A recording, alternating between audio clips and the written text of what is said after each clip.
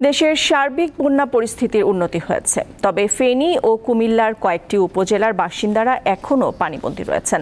ফেনীর দাগনভূঞা, সোনাগাজী ও ফেনী সদর উপজেলার কিছু গ্রামীণ রাস্তাঘাটে পানি রয়েছে। মানুষ বিভিন্ন আশ্রয় কেন্দ্র থেকে বাড়িতে ফিরছেন। দেখা দিচ্ছে তীব্র পানির সংকট। কুমিল্লায় পানি কমছে ধীর গতিতে।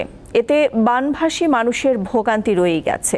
লাকসাম, মনোহরগঞ্জ ও ১৪ গ্রামের বন্যা পরিস্থিতি আরও উন্নত হয়েছে। ফেনীতে বন্যার পানিতে ডুবে হাঁস মুরগি মারা গেছে ২৩,৫৬,৯৮২টি।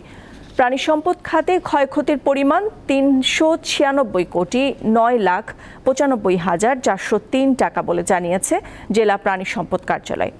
বন্যায় ভেসে গেছে ব্রয়লার, লেয়ার ও কালার বার্ড, সোনালী মুরগি, ফিড ও ডিম। ক্ষতিগ্রস্ত হয়েছে অবকাঠামো সহ বিভিন্ন মালামাল। বন্যায় সবকিছু আমাদের ভাঙি চুরি ফেলছে।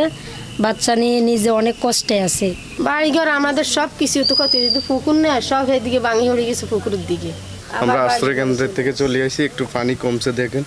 পানি এখন আমার এখানে, আগে বুক কমানোর ছিল। এখন আমরা কোনো রকমের জীবন পার করতে আছি। এখন কি করবো, পরিস্থিতি